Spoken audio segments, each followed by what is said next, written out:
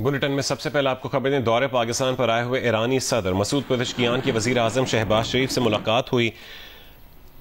दोनों रहनुमाओं के दरमियान कुछ देर बाद वफूद की सतह पर भी मुलाकात होगी। दोनों ममालिक के दरमियान मुख्तलिफ शोबों में ताउन की बाहमी यादाश्त और मुआहदों पर भी दस्तखत किए जाएंगे। वज़ीर आज़म शहबाज शरीफ और ईरानी सदर मुश्तरका प्रेस कॉन्फ्रेंस करेंगे। वज़ीर आज़म हाउस आमद पर मेहमान सदर के लिए इस्तकबालिया तकरीब मुनक्किद हुई। वज़ीर आज़म शहबाज शरीफ ने खुशामदीद कहा। मसूद पेज़ेश्कियान को पाक फौज के दस्ते की जानिब से गार्ड ऑफ ऑनर पेश किया गया। ईरान के सदर मसूद पेज़ेश्कियान से वफाकी काबीना के अरकान, वज़ीर आज़म शहबाज शरीफ से ईरानी वुज़रा की मुलाकात हुई। ईरान के सदर ने वज़ीर आज़म हाउस में पौधा भी लगाया। ईरानी सदर की सदर मुमलिकत आसिफ अली ज़रदारी से भी मुलाकात होगी। ऐवान सदर में इशाया दिया जाएगा। सदर मसूद पेज़ेश्कियान की अस्करी क़यादत से भी मुलाकात मुतवक्किल।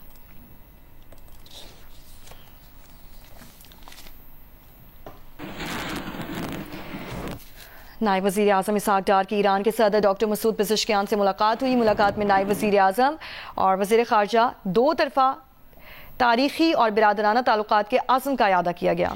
ईरानी सदर ने मुख्तलिफ शोबों में ताउन बढ़ाने के आज़म का इजहार किया। नायब वज़ीर आज़म इसहाक डार ने कहा है कि वज़ीर आज़म ईरान के साथ तिजारती हजम बढ़ाने के ख्वाहिशमंद हैं। पाकिस्तान ईरान की हिमायत जारी रखेगा। And we stood by our brother Iran, and we will continue to support Iran in the economic, trade and other field. I think President of Iran, his statement that he intends, and the same mission is of Prime Minister Shehbaz Sharif, to take the trade volume between the two countries to $10 billion is very heartwarming, and it is the need of the hour.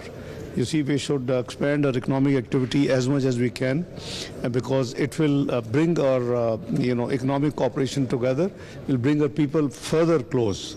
So I think I had a wonderful call on His Excellency the President. We have a full day of events. Mr. President will be shortly in Prime Minister House, where he would be awarded the welcome ceremony.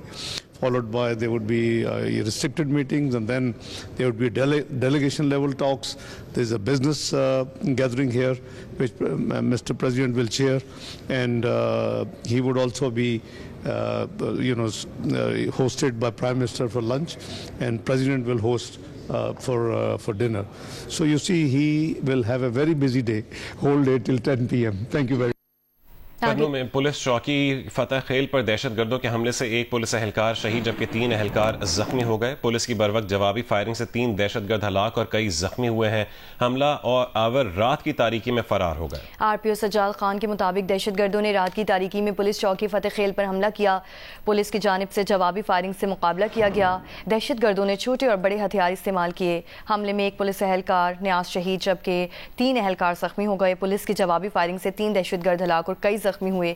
दहशतगर्द हलाक और जख्मी दहशतगर्दों की लाशें रात की तारीकी में साथ ले गए। शहीद पुलिस एहलकार और जख्मियों को डिस्ट्रिक्ट हेडक्वार्टर अस्पताल मुंतकिल कर दिया गया। इलाके में पुलिस का सर्च ऑपरेशन जारी।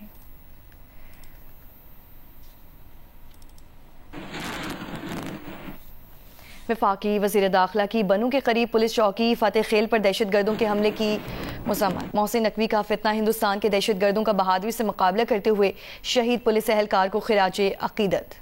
जख्मी एहलकारों की जल्द सेहतयाबी के लिए दुआ गो हूं, उनकी जानिब से कहा गया। वफाकी वज़ीर दाखिला ने 3 भारतीय स्पॉन्सर्ड दहशतगर्दों को जहन्नुम वासिल करने पर पुलिस को खिराज तहसीन भी पेश किया। उन्होंने कहा कि पुलिस एहलकार ने फ़र्ज की राह में जान निछावर करके शहादत का आला मर्तबा पाया। खैबर पख्तूनख्वा पुलिस के बहादुर सपूत की अजीम कुर्बानी को हमेशा याद रखा जाएगा।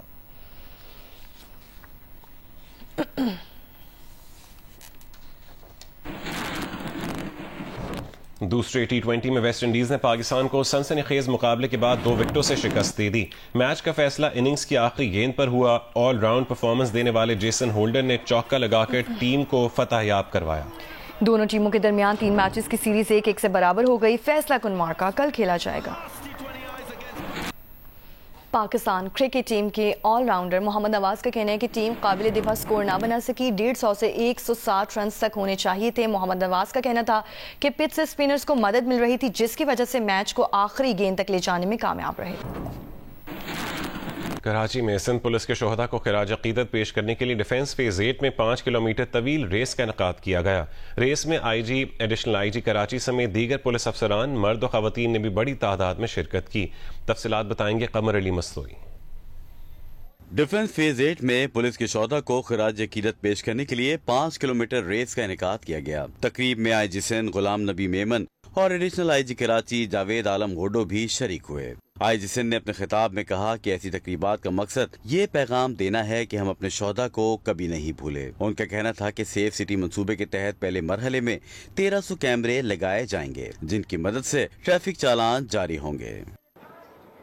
हम ये जो चेकिंग है वो कैमरा के जरिए से शुरू कर देंगे, जो अभी इनफैक्ट हम कर भी रहे हैं। डमी हमारे अफसर्स डमी चालान भी कर रहे हैं। कैमरा के जरिए से वायोलेशन घर पे पहुंचेगी थ्रू कोरियर सर्विस।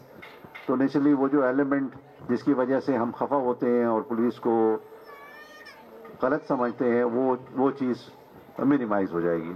रेस में शरीक शुरा ने कहा कि दौड़ना सेहत के लिए मुफीद है। रेस के जरिए चाहते हैं कि शोहदा की कुर्बानियों को याद रखा जाए। ये रेस शोहदा के लिए भागी है, अपने अजीज पुलिस ऑफिसर्स हैं हम लोग के।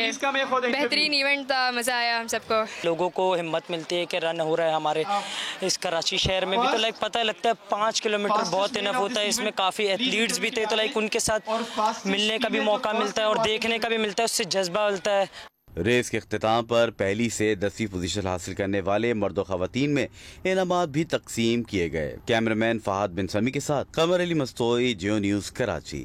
लाहौर में सब्जियों और फलों की कीमतों में इजाफे का रुझान है। शहरियों का कहना है कि बढ़ती हुई महंगाई में रिलीफ दिया जाए। हिरा बतूल तफसील बताएंगी।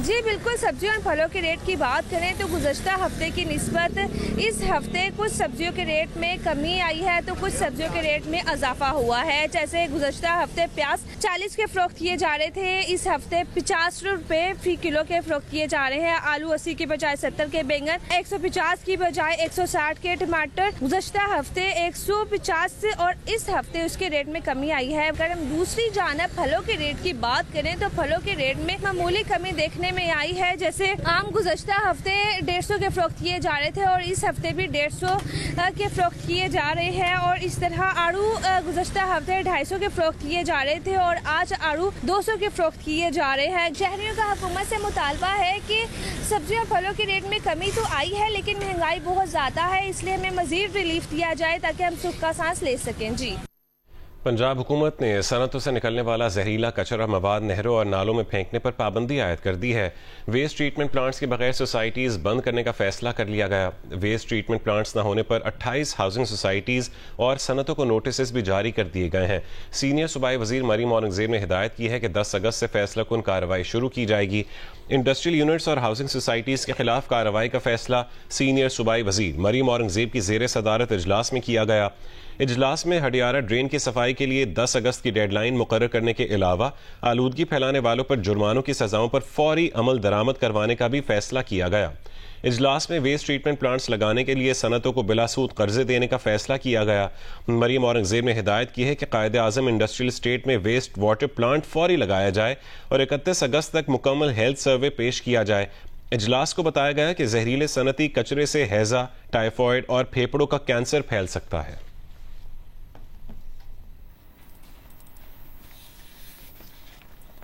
अमीर जमात इस्लामी पाकिस्तान हाफिज नईमुर रहमान स्वात में तकरीब से खिताब करें। और दौड़ रहे हो, भाग रहे हो कि हमें अमन चाहिए, और तालीम भी इस तरह से कि सरकारी जो तालीमी निज़ाम है वो बर्बाद होता चला जा रहा हो। पहले तो ये सिंध और पंजाब के हुकूमतें आउटसोर्स कर रही थी स्कूलों को, अब KP में भी हज़ारों की तादाद में स्कूल आउटसोर्स कर रहे हैं। आउटसोर्स का क्या मतलब है? सुहाना ख्वाब दिखाते हैं। सुहाना ख्वाब ये दिखाते हैं कि ये स्कूल बहुत बर्बाद हो गए सरकार के, लिहाजा हम प्राइवेट सेक्टर को मदऊ कर रहे हैं, पैसे हम उनको दे देंगे और वो प्राइवेट सेक्टर पर बच्चा इतने पैसों में ये स्कूल ठीक करके देगा। देखने में तो ये बात बहुत अच्छी है, लेकिन अगर सरकार अपनी जिम्मेदारी अदा नहीं कर रही तो पहला सवाल तो ये है कि हमारे फंड्स का क्या बना। आपके खैबर पख्तूनख्वा में, हमारे खैबर पख्तूनख्वा में 363 अरब रुपए, 363 बिलियन रुपीस, ये जानते हैं कितने होते हैं? 1 अरब में कितने करोड़ होते हैं? कितने? तो फिर 100 अरब, फिर 200 और 300 और 363, ये तालीम का बजट है। आपका बजट थोड़ा नहीं है। लेकिन अगर 55 लाख बच्चे आउट ऑफ स्कूल हैं तो किसकी जिम्मेदारी है? हुकूमत की जिम्मेदारी है या नहीं है? ये बरी जिम्मा हो सकते हैं इससे। फिर उसके बाद जो एजुकेशन है उसकी हालत देखिए आपने। अगर आप तफसील में जाएंगे तो आपको पता चलेगा कि तकरीबन 30 से 40% जगहों पर टॉयलेट मौजूद नहीं है। टॉयलेट है तो प्रॉपर नहीं है।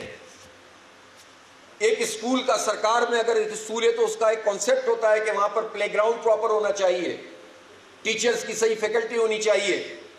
उसके मेयार पर 5% स्कूल भी पूरे नहीं उतरते। तो ये कितने आउटसोर्स करेंगे? इसका मतलब ये है कि जो जिम्मेदारी रियासत की है वो भी पूरी ना करे, बजाय इसके कि नए स्कूल बनाए। 1700 स्कूल आपके सूबे में ऐसे हैं इस वक्त ये जो फंक्शनल नहीं है। तो अब आप ये बताइए कि बजाय इसके कि उनको फंक्शनल करें, इनका मेयार ऊपर करें, नए स्कूल बनाएं, ये अपने स्कूलों से भी जान छुड़ाएं और कहें तो ये तो हमने प्राइवेट सेक्टर को दे दिया, तो फिर सरकार अपनी हुकूमत कर क्यों रही है? तो ये पूरे पाकिस्तान का अलमिया है। कोई तफरीक नहीं है इस वक्त किसी भी हुकूमत में, और ये अपनी जान छुड़ाते हैं। ये यूनिवर्सिटीज को प्रॉपर फंडिंग नहीं कर रहा है। इसके नतीजे में यूनिवर्सिटी अपनी फी बढ़ाती हैं। जब फी बढ़ाती हैं तो फिर महदूद हो जाती है तालीम। तो एक्सेसिबल नहीं है पाकिस्तान में एजुकेशन, एक्सेसिबल नहीं है, क्योंकि सरकार में क्वालिटी एजुकेशन नहीं मिले, और जहां क्वालिटी एजुकेशन मिले वहां महंगी हो, तो कितने % लोग हैं जो कि अफोर्ड कर सकते हैं? तो वो मुल्क जहां 44% लोग पॉवर्टी लाइन से नीचे जिंदगी गुजार रहे हैं। नौजवानों, इन बातों को याद करें आप अच्छी तरह। पॉवर्टी लाइन से नीचे जिंदगी गुजारने वाले 44% लोग हैं। तो ये 44% लोगों का मतलब क्या हुआ? 25 करोड़ में से 40 करोड़ बनते हैं, 40% बनते हैं 10 करोड़, और मजीद आप इसको आगे बढ़ाएं तो ये तकरीबन बन जाते हैं कोई 11-12 करोड़। तो इतनी बड़ी तादाद में जो लोग बिलो पॉवर्टी लाइन हो, जिनको बुनियादी जरूरत की चीजें ना मिलती हो, जिनकी आमदनी ना हो उनके खानदानों की, उसमें जब आप सरकारी एजुकेशन को तबाह कर देंगे तो लोग प्राइवेट में जाएंगे, और प्राइवेट में भी कैटेगराइजेशन होगी। हर एक को सहूलत नहीं मिलेगी कि जो अच्छी क्वालिटी एजुकेशन मिलनी चाहिए। अमीर जमात इस्लामी पाकिस्तान हाफिज अहमद रहमान स्वात में तकरीब से खिताब कर रहे थे। पाकिस्तान क्रिकेट बोर्ड के चेयरमैन मोहसिन नकवी ने फ्लोरिडा में पाकिस्तान और वेस्ट इंडीज़ के दरमियान मैच देखा, जबकि पाकिस्तानी खिलाड़ियों बाबर आजम, मोहम्मद रिजवान और नसीम शाह से मुलाकात भी की। पाकिस्तान और वेस्ट इंडीज के दरमियान दूसरा T20 देखा। इसके अलावा उन्होंने कौमी टीम के 4 खिलाड़ियों बाबर आजम, मोहम्मद रिजवान और नसीम शाह से स्टेडियम में मुलाकात भी की, जिसमें क्रिकेट के उमूर पर गुफ्तगू हुई। इस मौके पर मोहसिन नकवी का कहना था कि खुशी है कि खिलाड़ी अब एक टीम बनकर खेल रहे हैं। उनका खिलाड़ियों से कहना था कि मुस्तकबिल में एशिया कप और T20 वर्ल्ड कप जैसे अहम इवेंट्स आ रहे हैं, एक दूसरे को इसी तरह सपोर्ट करें ताकि कामयाबी हासिल कर सके। एशियन क्रिकेट काउंसिल के सदर मोहसिन नकवी ने एशिया कप के वेन्यूज़ का ऐलान कर दिया है। 9 से 28 सितंबर तक शेड्यूल इवेंट के मैचेस दुबई और अबू धाबी में खेले जाएंगे। एशियन क्रिकेट काउंसिल के सदर मोहसिन नकवी ने एशिया कप T20 टूर्नामेंट के शेड्यूल का ऐलान कर दिया। 9 से 28 सितंबर तक जारी रहने वाले इवेंट के मैचेस दुबई और अबू धाबी में खेले जाएंगे। 8 टीमों को 2 ग्रुप्स में तकसीम किया गया है। पाकिस्तान, भारत, UAE और ओमान ग्रुप ए में शामिल हैं। पाकिस्तान और भारत की टीमें 14 सितंबर को दुबई में मद्दे मुकाबिल होंगी। पाकिस्तान टीम 12 सितंबर को ओमान और 17 सितंबर को UAE से मुकाबला करेगी। पाकिस्तान और भारत के सुपर 4 में क्वालिफाई करने की सूरत में दोनों टीमें 21 सितंबर को एक बार फिर आमने सामने आ सकती हैं। ग्रुप बी में अफगानिस्तान, बांग्लादेश, श्रीलंका और हांगकांग की टीमें मद्दे मुकाबिल होंगी। इवेंट का फाइनल 28 सितंबर को दुबई में होगा। अगर पाकिस्तान और भारत ने फाइनल के लिए क्वालिफाई किया तो इवेंट में ये इनका तीसरा मुकाबला हो सकता है।